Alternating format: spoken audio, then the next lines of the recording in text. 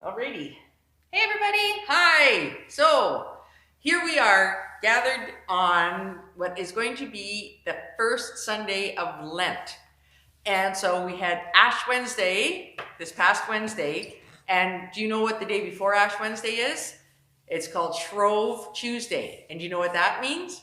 I Means forgot to eat pancakes. I love being able to have pancakes for supper. So Shrove Tuesday comes before Ash Wednesday, and what it means is at the beginning of Ash Wednesday, which is the beginning of Lent, you're supposed to do quite a bit of fasting, and especially on Ash Wednesday. Now, I cannot say that I did fast on Ash Wednesday. However, so the idea was that you ate up all the really rich foods in your house before Lent. So on Shrove Tuesday, you had pancakes because they used up your butter and your cream and your maple syrup. Well, they didn't have maple syrup, but all of the good stuff. Honey, yeah. So you use that all up so that then it would be out of the house. And then because Lent is basically considered a time of fasting. And you might wonder, what is fasting? Well, fasting has a whole bunch of different meanings, but like sometimes it's just not eating as much. Sometimes it's not eating anything for the whole day. And sometimes it's just not eating certain things. So that's why they got rid of the good stuff. So you could still eat stuff, but it wasn't the fun stuff like butter and bacon and meat. So you were more able to just like eat fish and vegetables sometimes. So what it meant was, and lots of people do fasting and they really find that it's actually a really great spiritual experience because it really clears your mind. And so that's why you'll hear a lot of people talk about fasting during Lent. And that's actually what it was supposed to be a time of. Now, I have to say that I am a terrible faster. I am not good at fasting, but I did not have lunch today. So that is my fasting. I'm going without lunch today. And so now we had some questions. Why are there 40 days in Lent, but there's more days than that until Easter? Because each Sunday in Lent is not considered a fasting day. So there are 40 days when you're supposed to fast, but on the Sundays you got a break and you didn't have to fast. So that's why there's actually 46 days between Ash Wednesday and Easter. And why are we doing all of this fasting and all of this stuff before Easter? Because we are looking forward to one of the greatest times in the Christian calendar, which is Jesus is resurrected. On Easter Day, Jesus was dead and he is resurrected, and that is like the best ever. But what has to happen before Jesus can be resurrected is that he has to die. So we are taking these days and we are thinking about all of the stuff that maybe we could let die in ourselves. Some of the bad stuff that we do without even thinking about it. And by bad, I mean, it's just normal human stuff we do, but it might not be the nicest human stuff we do, and we might be doing it without even thinking about it. So for instance, have you ever made fun of somebody and you just thought that you were having fun, that you were just saying, oh my gosh, look at that haircut you got. They got a new haircut and they look just goofy. And you're just like, oh, I can't believe it. That looks so dumb. What a dumb haircut. You know, you don't think that you're being mean or bad, but that's the type of stuff we have to think about. Remember how Jesus said, treat other people the way you'd like to be treated? What if you got a haircut and people made fun of you? It wouldn't be very, very nice, would it? So that's one of the things that we're supposed to do during Lent is try to think of stuff that we do that isn't the greatest and try to let go of that stuff. Now, the kids, you guys are lucky. This is one way in which you completely are way ahead of the adults because you haven't picked up nearly as many bad habits as we have yet. So you are good. So Lent is a whole lot easier for you guys. You don't have nearly as many bad things to think of. But even as a kid, I know, guess what? I was really always thinking about myself, number one, first, and less thinking about others. So it was always about me, me, me. And so that wasn't very good. And I might have even been called bossy, which is really hard to believe. Leader. Yeah, I guess. But I was. So So those are things that I had to learn, right? Is that, okay, I shouldn't be so bossy and telling people what to do all the time, and maybe let them have a chance to say what they'd like to do. So that's the kind of thing that we're thinking about during Lent, is those are the kinds of things that Jesus has asked us to think about. And so we're going to do that during this time because we're leading up to a really sad time of when Jesus dies. But then we get the really good time when Jesus comes back to life. So that is kind of what we are that's kind of what Lent is all about. And so now Cheryl has come up with some fabulous ideas about Lent. So I'm excited, and I get to do this too.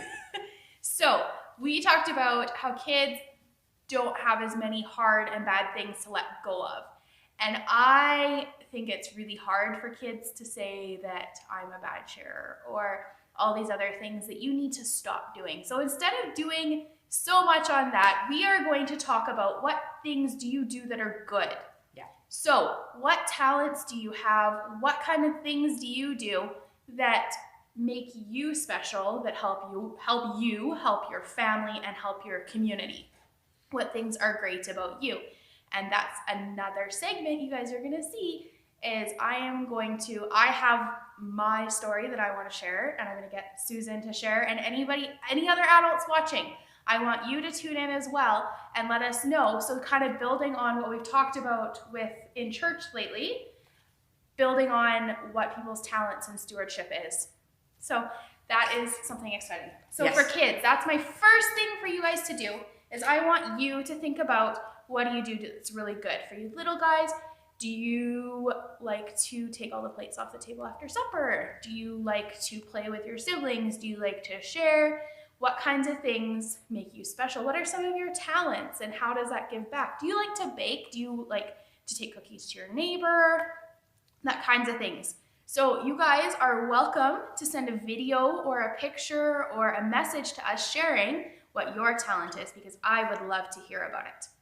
And I know for a fact that there's a whole bunch of you that have the same talent, which is smiling a great big adorable smile, which makes everybody that you smile at feel really good. Exactly. So we'd love to see some pictures like that. Yeah. Yes, that's perfect.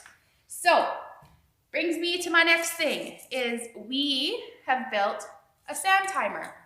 Now in our house, we're using our sand timer when it is time to do our Lenten prayer pal pretzels, because sometimes we need a reminder to sit quietly and do what we're told, or to think quietly. So mine is being sticky today because we put food dye in it.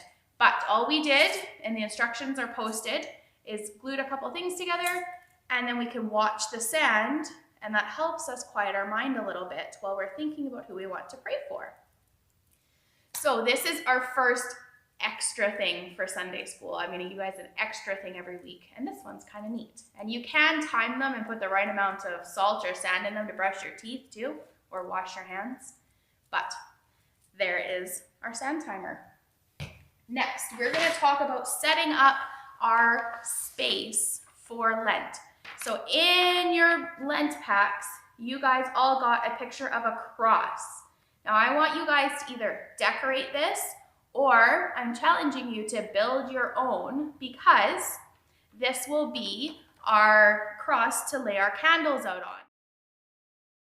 We are going to build one out of wood to set our candles on. And when it's time for us to do our Sunday school lesson, we're going to light all 6 candles. And then when we're following our instructions, we will put out 1 candle each week to help us count down. So that is 2 of our things from our bag, is our candles and our cross. And this week we have juice. And what do we do with our juice, Susan? Okay, so once you've got your cross set up with your candles on it, and you've decided that that's going to be your worship space, so each week, each Sunday in Lent, I made this little booklet, and then you can follow along. So the first week, you're going to have your wine or grape juice symbol. So there's 6 symbols in there, and you're going to put one in place each week. And so this is our grape juice that we're using instead of wine. But in your pamphlet, there is a real interesting thing that you should read about explaining why wine is so, why we're using it as a symbol and how it relates to what Jesus did in the Last Supper.